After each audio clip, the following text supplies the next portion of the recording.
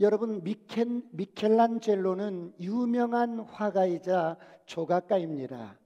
천재를 믿지 않는 사람, 혹은 천재란 어떤 자인지 잘 모르는 사람은 미켈란젤로를 보라는 말이 있습니다. 미켈란젤로는 어머니가 6살 때 세상을 떠나자 그를 석공의 아내에게 맡깁니다. 그래서 어릴 때 보고 자란 것이 그 석상들. 아버지는 몰락한 가정을 이렇게 세우기 위해서 미켈란젤로가 공부를 하기를 원했지만, 이 미켈란젤로는 오직 대생을 그리는 것만 고집하며 한 길로 갑니다.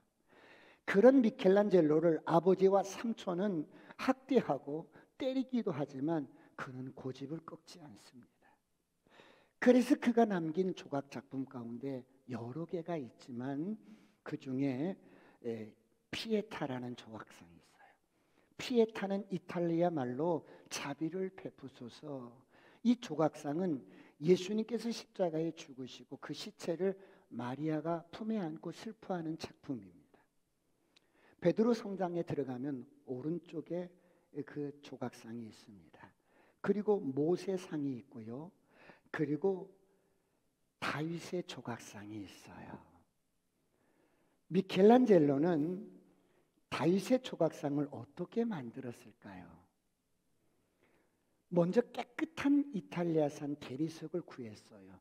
높이가 5m, 무게가 5톤 정도 되는 대리석을 준비합니다.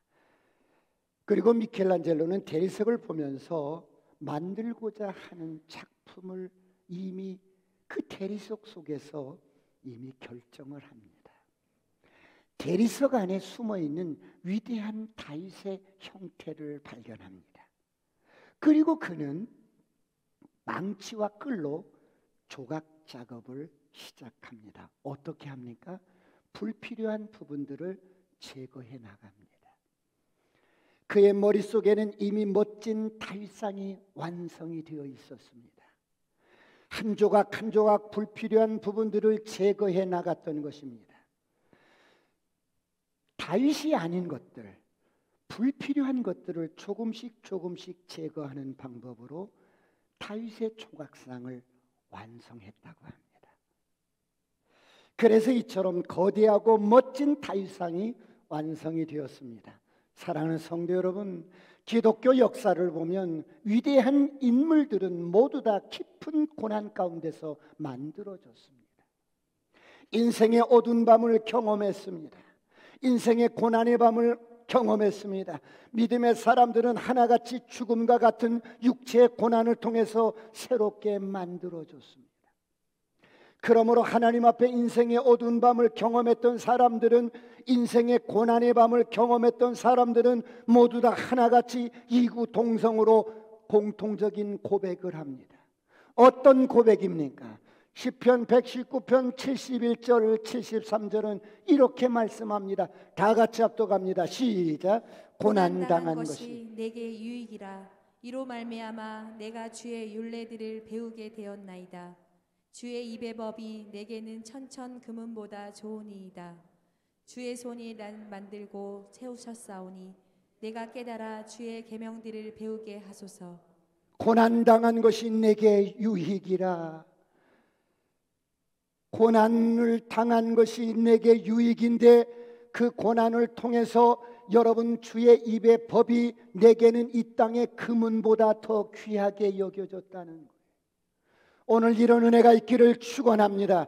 여러분, 믿음의 사람들은 고난을 통해서 내가 육신적으로 잘되고 물질의 풍성함을 갖고 사업이 잘되고 형통케 되었다는 고백이 아니라, 육신적인 것들보다는, 이 땅의 일시적인 것보다는 영원하신 하나님의 말씀이 내게는 천천 금은보다 좋다고 고백을 합니다. 사랑하는 성도 여러분, 예수 그리스도는 어제나 오늘이나 영원토록 동일하십니다. 할렐루야. 동일하신 주님께서 오늘 저와 여러분을 교육하는 방법도 시대 어느 시대나 어떤 상황에서나 동일하게 믿음의 사람으로 만들어 가시고 세우시는 방법은 똑같다는 거예요.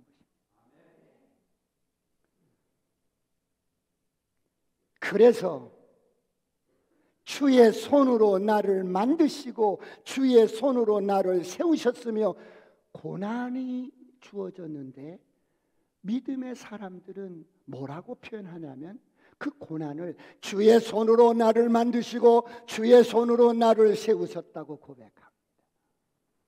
오늘 이런 은혜가 있기를 축원합니다. 사랑하는 성도 여러분, 하나님께서는 왜 당신의 사랑하는 자녀들을 믿음의 사람으로 만드실 때 고난이라는 방법을 사용하실까요? 여러분은 왜 그렇다고 생각하십니까? 인간의 생각이, 육신의 생각이 미련하기 때문입니다. 우리 육신의 생각이 내 중심적이기 때문입니다. 이런 육신의 생각을 깨트리기 위해서 하나님은 당신의 손으로, 주의 손으로 나를 만지시고 나를 세워가십니다. 할렐루야. 그러므로 하나님은 사랑하는 자녀들을 교육하시고 훈련하시고 성장시키시고 성숙시키는데, 오늘 또 하나님은 당신의 사랑의 손길로 만지시고 세워가신다는 것. 하나님의 손길이 사랑의 손길만 있는 게 아니라, 자비의 손길만 있는 게 아니라 육신적으로 고난을 통해서 여러분 우리에게 찾아온다는 것입니다. 그렇다면 왜 하나님께서 우리를 교육하실 때 고난이라는 도구를 사용하실까요? 여러분은 왜 그렇다고 생각하십니까? 우리가 영적인 존재이기 때문입니다.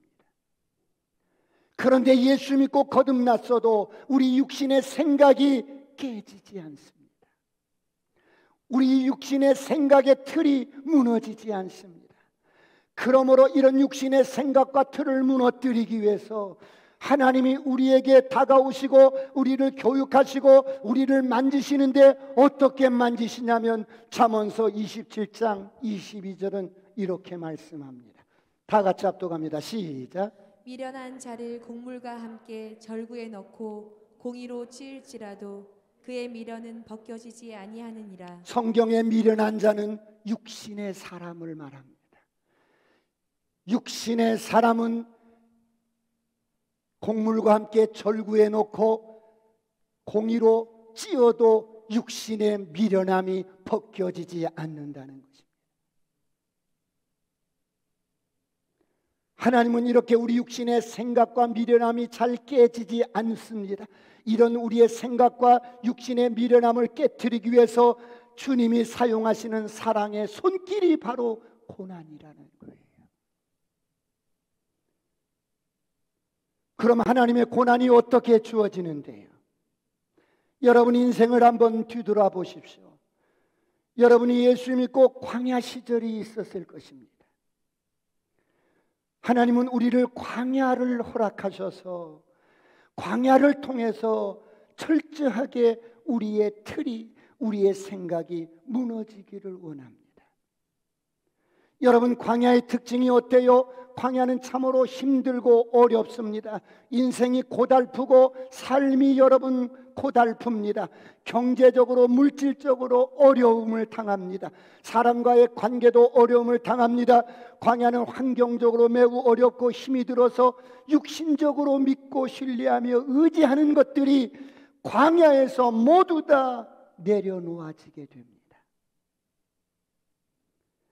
광야는 내 힘과 능력으로는 살아갈 수 없는 곳입니다. 그렇다면 왜 하나님은 저와 여러분에게 이런 광야를 허락하실까요? 많은 사람들이 예수를 믿지만 여전히 하나님을 믿지 않고 삽니다. 여전히 내 자신을 믿고 내 능력을 믿고 내 힘을 믿고 내 가진 재능을 믿고 내 가진 재산을 믿고 살아갑니다. 이런 것을 소유하고 있으면 안정감이 생깁니다. 그래서 여전히 하나님을 믿고 의지하는 것이 아니라 하나님을 관념적으로 믿습니다. 그래서 영적으로 성장하지 않습니다. 아직도 내 힘으로 살고 내 뜻대로 살고 내 능력으로 살고 내 가진 것으로 삽니다. 왜요? 내 인생의 주인이 나이기 때문에 그렇습니다. 예수를 믿어도 주권을 포기하지 않으면 사실은 예수를 믿는 게 아닙니다. 예수님을 따르는 것이 아닙니다. 그러므로 이런 인생을 철저하게 고난 가운데서 주님이 원하시는 것은 자꾸 당신이 우리 인생의 주관자라는 것, 당신이 우리 인생의 공급자라는 것, 당신이 모든 것을 주관하시는 하나님이시라는 것을 가르칩니다. 오늘 이런 은혜가 있기를 축원합니다. 그러므로 깊은 고난 가운데서 우리는 철저하게 하나님의 은혜로 사는 것을 경험합니다. 여러분, 광야에서는 내가 가지고 있는 다이아몬드가 중요한 게 아니라 한 바가지 생수가 중요한 거예요. 그런데 육신적으로만 사는 사람에게는 예수를 믿어도 생수는 무슨 생수야? 생수보다는 다이아몬드가 나는 더 좋아. 이런 하나님의 자녀들을 하나님은 광야를 허락하셔서 철저하게 하나님으로 살 수 있도록 하나님의 절대 주권을 인정하고 하나님이 나를 공급하시는 분을 알 수 있도록 우리를 고난 가운데 두십니다. 사랑하는 성도 여러분, 오늘 여러분은 어떻습니까? 여러분, 우리가 인생을 살다 보면 원치 않는 어둠의 밤이 찾아옵니다. 고난의 밤이 찾아옵니다. 영혼의 어두운 밤이 찾아옵니다. 그렇다면 이런 영혼의 어두운 밤이 찾아올 때 우리는 어떻게 해야 합니까? 첫째로, 우리 생각의 틀이 무너져야 합니다.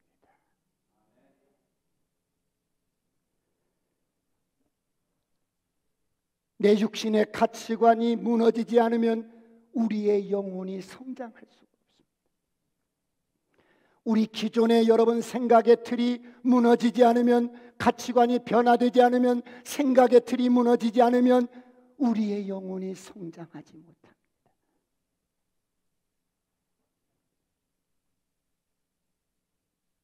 이런 우리의 생각의 여러분 틀을 철저하게 무너뜨리고 깨져야만이 우리 안에 있는 여러분 영혼이 성장하고 성숙하게 됩니다. 오늘 이런 은혜가 있기를 축원합니다.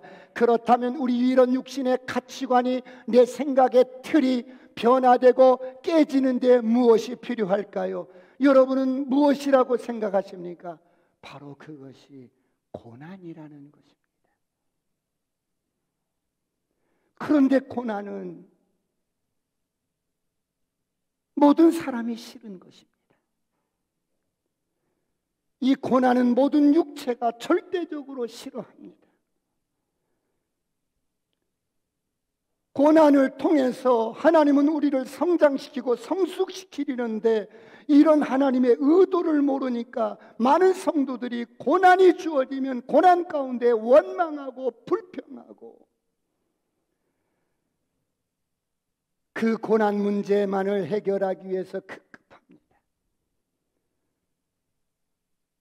문제를 통해서 하나님을 만나고 하나님의 의도를 알고 고난의 문제를 통해서 영적으로 성장하고 성숙하기를 원하는데 이런 하나님의 의도를 모르니까 고난 문제만 해결하기에 급급하니까 그렇게 수없이 고난이 와도 맷집만 강해지는 거예요.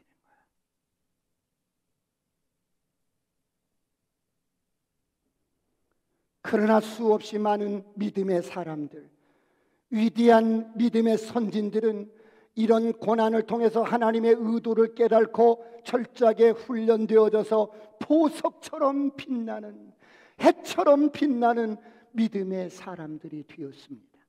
오늘 이런 은혜가 있기를 축원합니다. 여러분, 이런 고난을 모르는, 이런 의도를 모르는 욥도 마찬가지입니다. 오늘 욥은 이런 기도를 드립니다. 1절을 다 같이 한번 합독합니다. 1절 시작. 내 영혼이 살기에 곤비하니 내 불평을 토로하고 내 마음이 괴로운 대로 말하리라. 하나님, 내가 너무너무 힘들어서 입을 열면 탄식이 나오고 불평이 나오고 원망이 나오고 괴로워서 못 살겠습니다.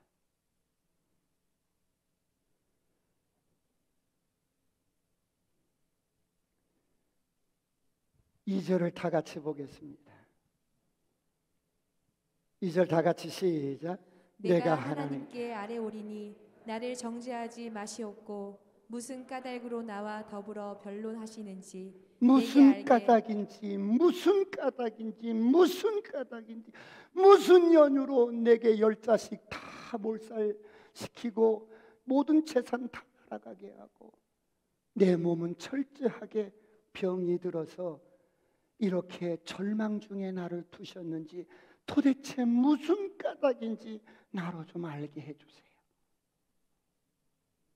여러분, 이렇게 고난 가운데 있는 욥에게 하나님이 욥아, 내가 너 이 고난을 통해서 내가 어떻게 하려고 내가 이 고난을 허락하신 거야, 이렇게 알려주실까요? 알려주어도 이해를 못해요. 그런데 여러분, 저희 아파트에서 이렇게 보면 강교산이 이렇게 보여요. 전체가 보여요. 그런데 제가 강교산에 딱 들어가면 산 모양을 볼 수가 없어. 나무는 볼 수 있는데 산 모양은 볼 수가 없어. 고난의 숲에 들어가면, 고난의 터널에 들어가면 이게 보이지를 않는 거예요. 무슨 작품을 만드시려는지, 무슨 의도인지 알 수가 없는 거예요.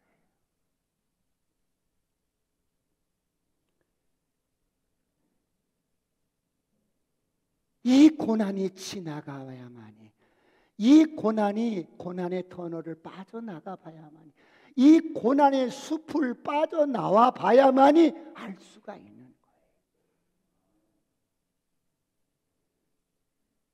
인생의 가장 어두운 영혼의 밤이 되었어요. 고난의 한가운데서 이것을 통해서 하나님은 뭔가 상상할 수 없는 일들을 만드시고 이루시는데 뭔지를 모르겠는 거야.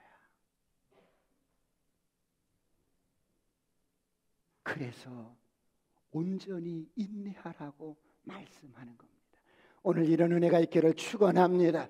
그렇다면 사랑하는 성도 여러분, 영혼의 어두운 밤이 찾아오면, 내 인생의 고난의 깊은 밤이 찾아오면 우리에게 주어진 이 고난들을 왜 잘 인내하고 견뎌내야 할까요? 두 번째, 하나님은 토기장이시기 때문에.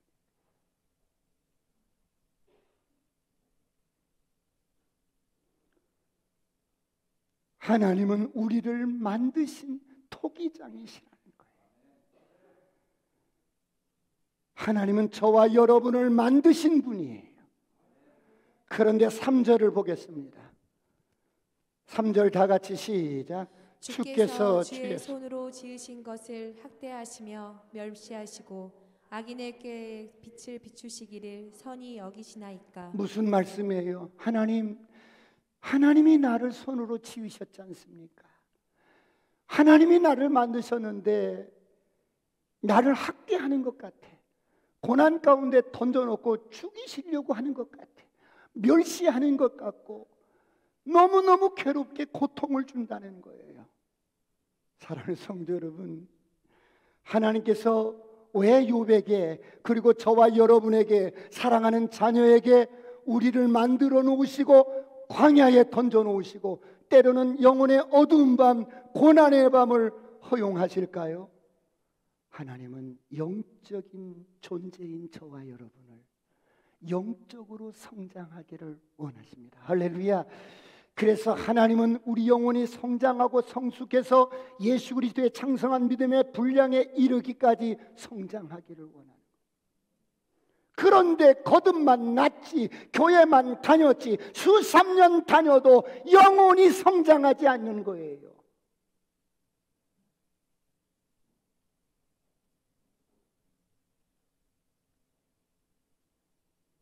수없이 크고 작은 하나님의 손길로 인생의 어두운 밤 고난을 주님이 이렇게 우리에게 다가와서 만지시는데도 이게 뭔 줄을 모르고 고난만 해결하기 급급하고 문제만 해결하기 급급해서 내 영혼이 성장하지를 않는 거예요.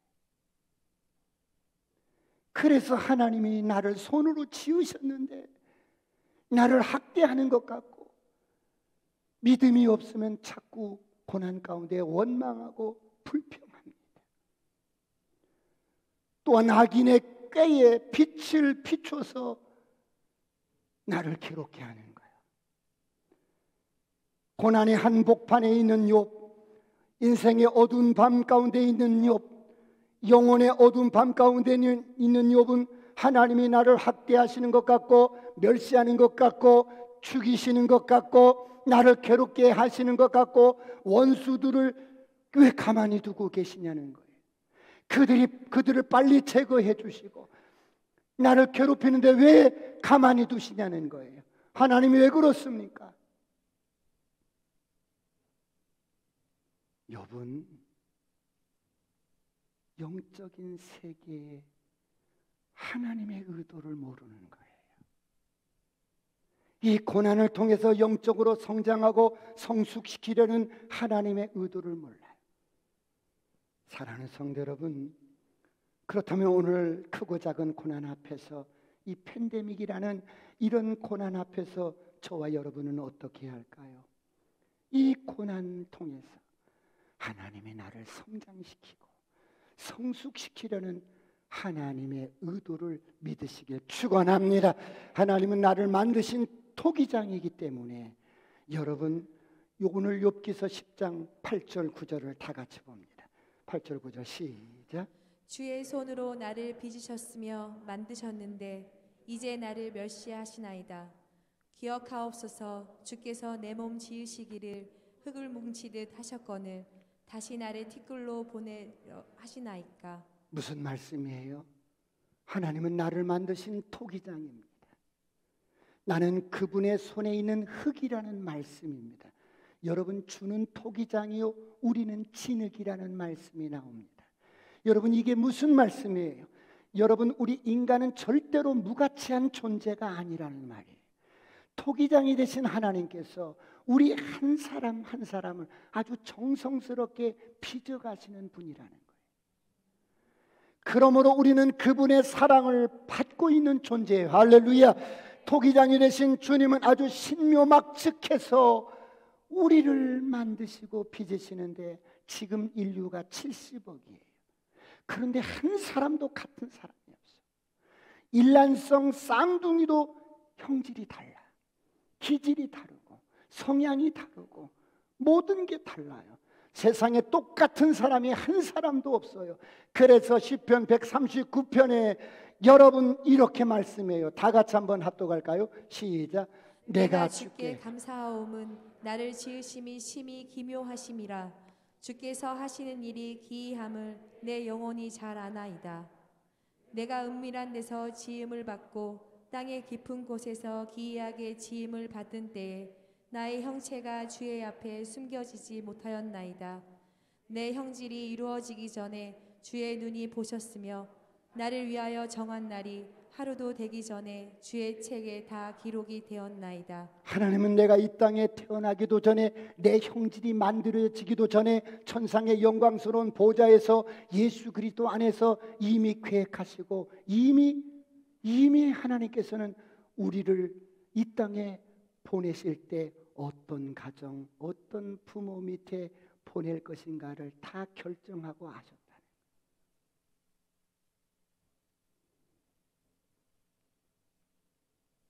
하나님은 저와 여러분 한 분 한 분에 대한 계획을 갖고 계세요. 주께서 만들고 싶은 그릇들이 있는 거예요.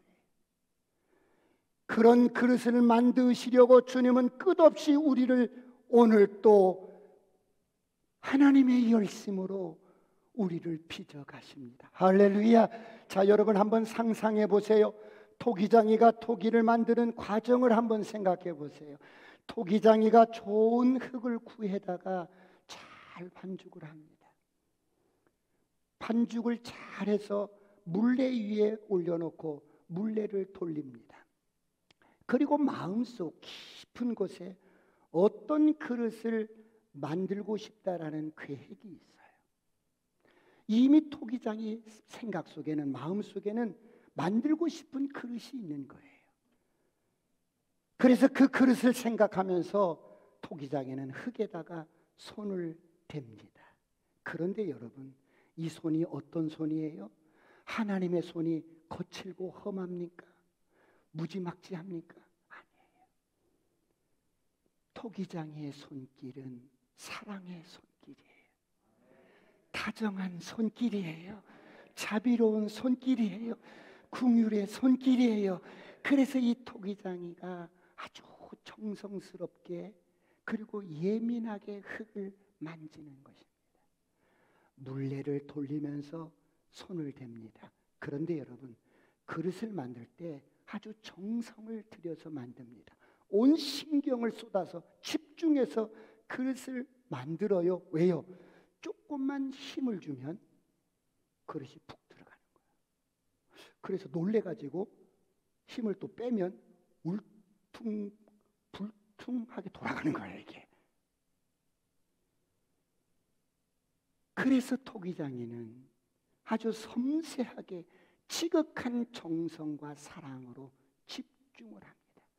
마음에 만들고 싶은 그릇을 손끝에 집중해서 표현을 합니다. 힘을 주었다가 빼었다가 그러면서 그 토기를 만들어 갑니다. 그 손이 닿는 손길에 의해서 토기의 모양이 결정이 되고 만들어집니다. 사랑하는 성도 여러분, 오늘 저와 여러분도 마찬가지. 할렐루야. 여러분, 하나님이 우리 한 사람 한 사람을 그냥 공장에서 찍어내듯이 찍어낸 게 아니라 형질이 이루어지기 전에 주님은 우리를 보고 계시고 알고 계셨어요.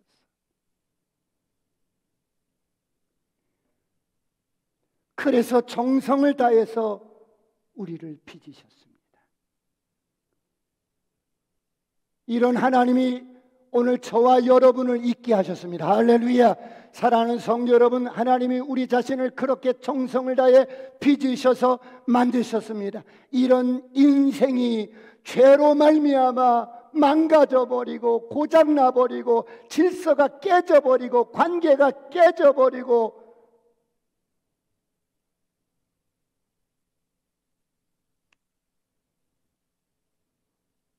보여지는 이 육신이 전부인 양 육신대로 살아가게 되었어요.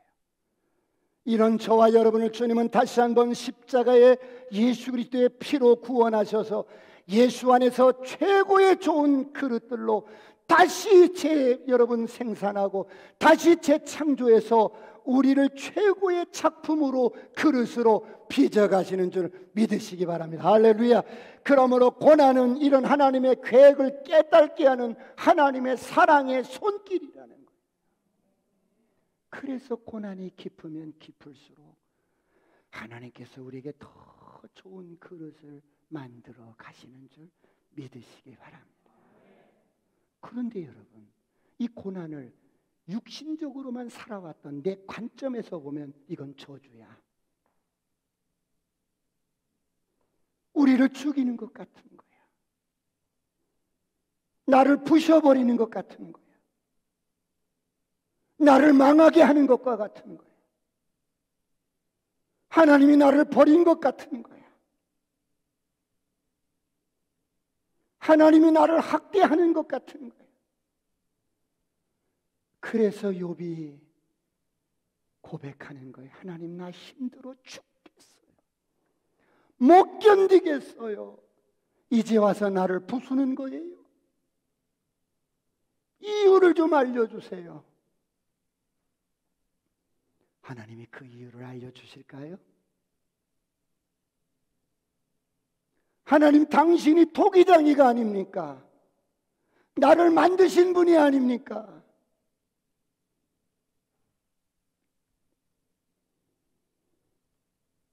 사랑하는 성도 여러분, 하나님은 오늘도 쉬지 않고 예수 그리스도 안에서 저와 여러분을 멋진 토기로 작품으로 빚어 가시는 줄 믿으시길 바랍니다. 할렐루야.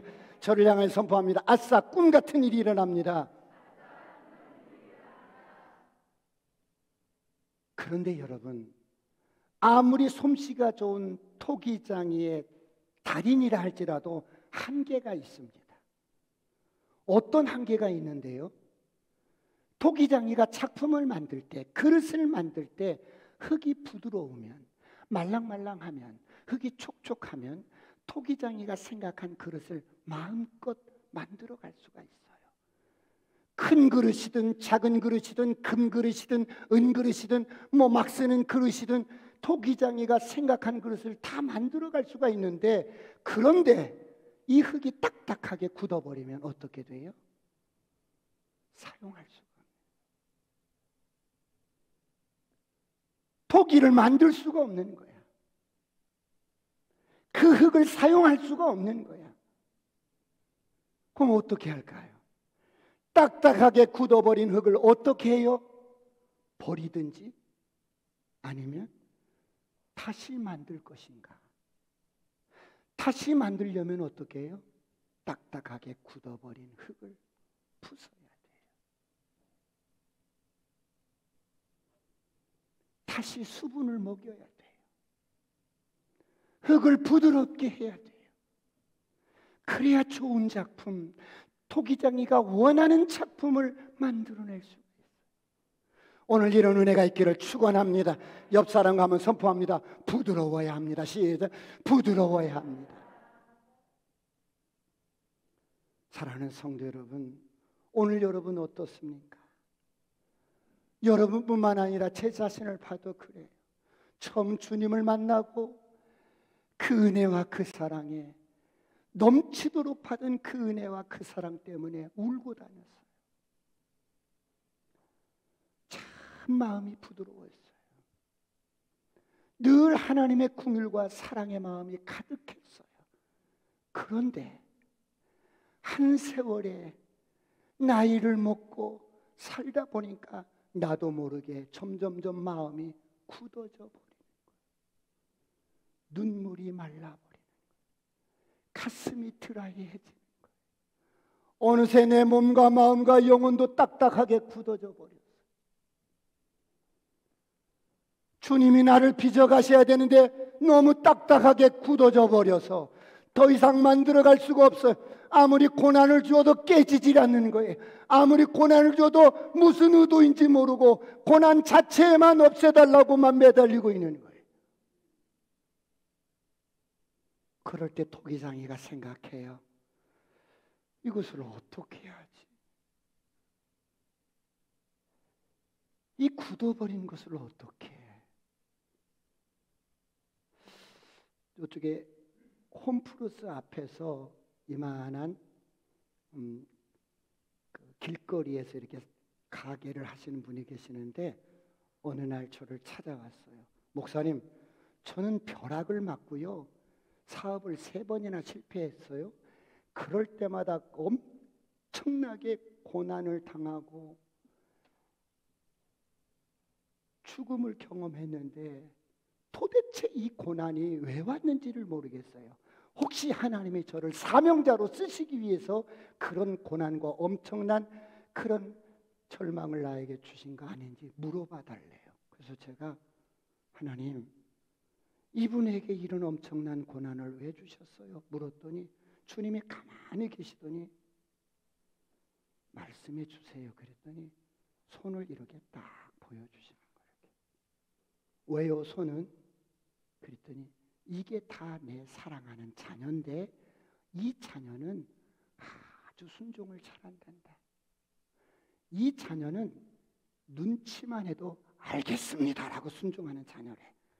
근데 이 자녀는 그렇게 매를 대도 모질게 때리는데도 꺾어지지 않는데 이게 너라고 그래라. 그래서 이게 집사님이래. 그랬더니 이분이 고개를 꺾더니 우는 거예요. 내가 고난을 너무 허비해버린 거예요.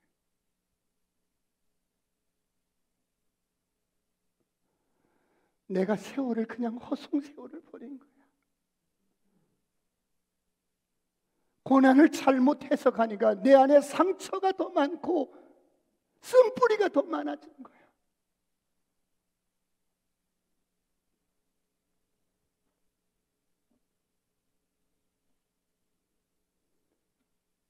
그러나 하나님은 딱딱하게 굳어버린 인생이지만 버리지 않고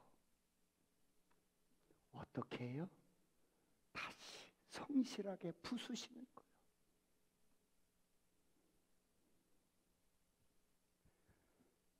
왜 주님은 딱딱하게 굳어버린 인생을 버리지 않고 부숴드릴까요? 세 번째, 영원한 축복을 주기 위해서.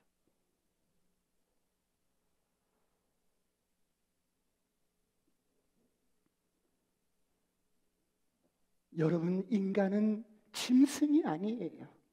하나님의 형상으로 창조된 영적인 존재예요. 할렐루야. 여러분, 우리의 삶은 이 땅의 전부가 아니라 이 땅에서 무엇을 이뤘단들 그게 영원한 게 아니고 이 땅에서 무엇을 소유한들 그것이 영원한 게 아니고 하나님의 형상으로 창조된 영적인 존재이기 때문에 이 땅에 보여지는 삶이 전부가 아니라 우리는 보이지 않는 영원한 세계가 있어요. 그 영원한 세계를 알게 하시고 우리에게 누리게 하시려고 딱딱하게 굳어버린 인생을 버리지 않고 부수시는 거예요. 그러므로 고린도후서 4장 17절 18절을 보시겠습니다. 다 같이 합독합니다. 시작. 우리가 잠시 받는 환난에 경한 것이 지극히 크고 영원한 영광에 주간 것을 우리에게 이루게 하시니 우리가 주목하는 것은 보이는 것이 아니요 보이지 않는 것이니 보이는 것은 잠깐이요 보이지 않는 것은 영원함이라. 보이는 것은 잠깐이다. 누가 보이는 것을 주목하여 인생을 살겠느냐? 보이는 것이 전부라면 예수 믿을 필요도 없어요. 그러나 보이는 것은 잠깐이다. 우리에게는 보이지 않는 영원한 세계가 있습니다. 할렐루야. 하나님이 살아계시고 여러분, 우리가 느끼는 육신적인 감각보다 더 실제적인 영적인 실제가 있어요.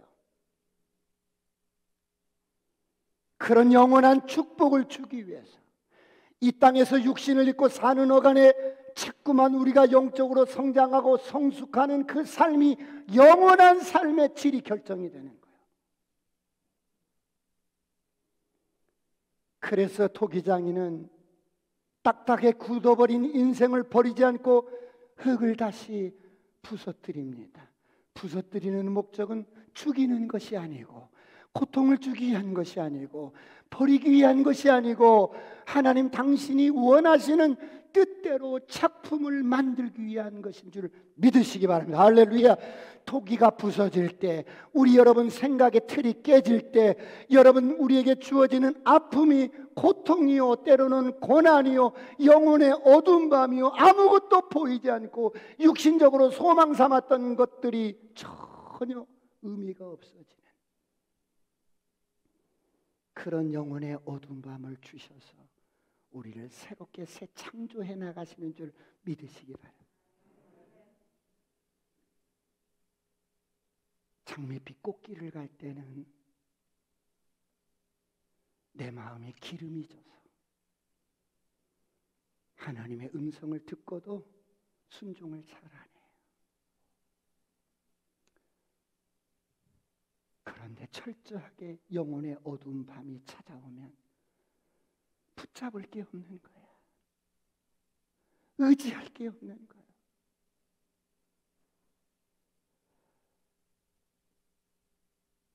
죽음 앞에 내 영혼이 죽느냐 사느냐 그런 갈림길에서 붙들 수 있는 것은 하나님밖에 없어요.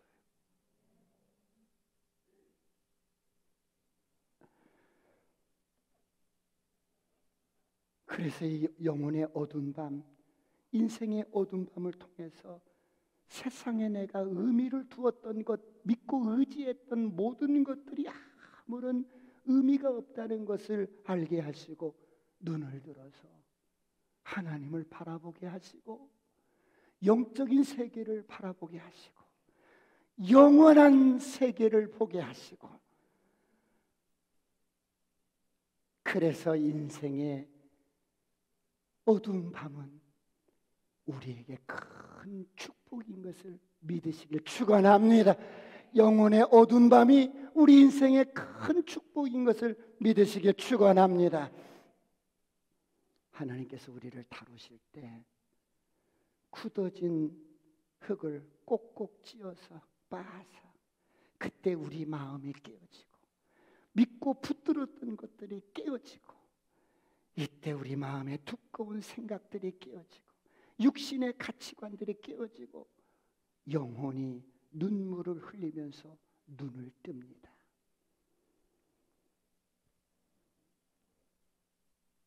이렇게 부드러워지면, 말랑말랑해지면 주님은 당신이 원하는 작품을, 당신이 원하는 그릇을 잘 빚어가시는 줄 믿으시기 바랍니다.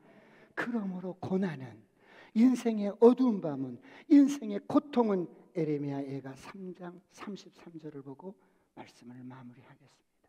다 같이 합독합니다. 시작. 주께서 인생으로 고생하게 하시며 근심하게 하심은 본심이 아니시로다. 주께서 우리로 하여금 고난 가운데, 여러분 절망 가운데, 인생의 어두운 밤 가운데, 영혼의 어두운 가운데, 아무것도 세상 것으로 소망 삼을 수 없는 그런 철저하게 절망 가운데 우리에게 고난을 주심은 본심이 아니라는 거예요.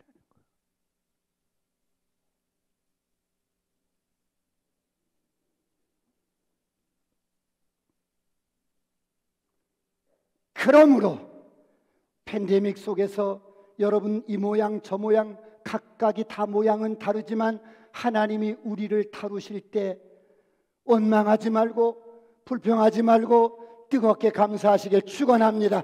현재 고난은 장차 나타날 영광과 좋게 비교할 수 없도다. 그러므로 어떤 상황에서든지 낙담하지 마시길 축원합니다. 토기장이는 딱딱하게 굳어버린 흙을, 인생을 버리지 않습니다.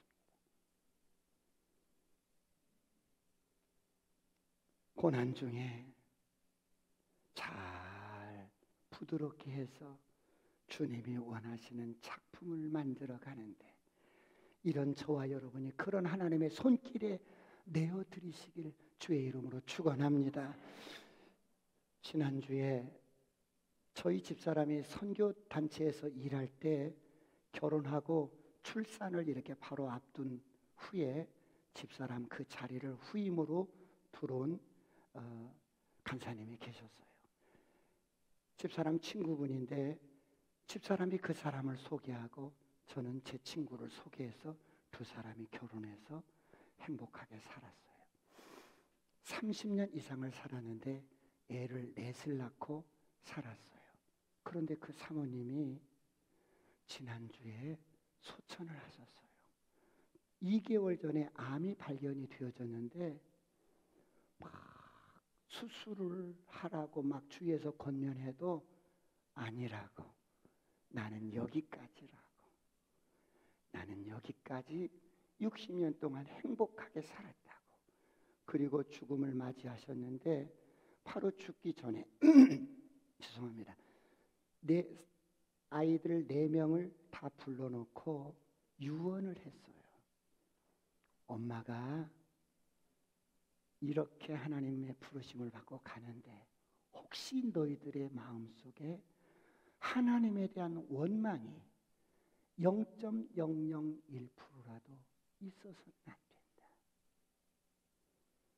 이 땅에 오는 날도 이 땅에 가는 날도 모든 게 하나님의 은혜라는 거예요. 할렐루야. 그래서 아이들에게 그렇게 하나도 하나님에 대한 섭섭함이 1이라도 없게, 하나님에 대한 원망이 1이라도 없게 그렇게 아름다운 유언을 남기고 소천을 했어요. 그 장례식장에 가보니까 아이들이 그 어머니의 유언을 따라서 너무 이렇게 기쁘고 즐겁고 감사함으로 더 이상 고통받지 않고 더 이상 고통이 길게 되지 않고 하나님이 풀고 가신 것에 대해서 감사하더라고요. 사랑하는 성도 여러분, 오늘 저와 여러분은 예수 그리스도 안에서 모든 것들 감사로 받으면 버릴 게 없는 줄 믿으시길 축원합니다. 여러분, 고난도, 어떤 인생의 어두운 밤도, 고난의 밤도, 영혼의 어두운 밤도 하나님이 우리를 향하신 놀라운 계획을 이루시기 위한 손길로 받으시고 주어진 팬데믹을 잘 극복해 나가는 저와 여러분이 되시길 축원합니다. 우리 기도하시겠습니다.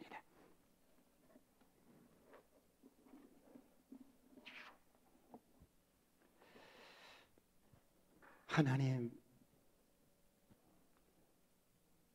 내 인생의 형통한 시절뿐만 아니라 내 인생의 고난의 밤, 인생의 어두운 밤, 영혼의 어두운 밤이 찾아와도 모든 것이 하나님의 은혜로 주어지는 것이며 하나님의 사랑으로 주어지는 것이오니 감사로 받게 하여 주시옵소서.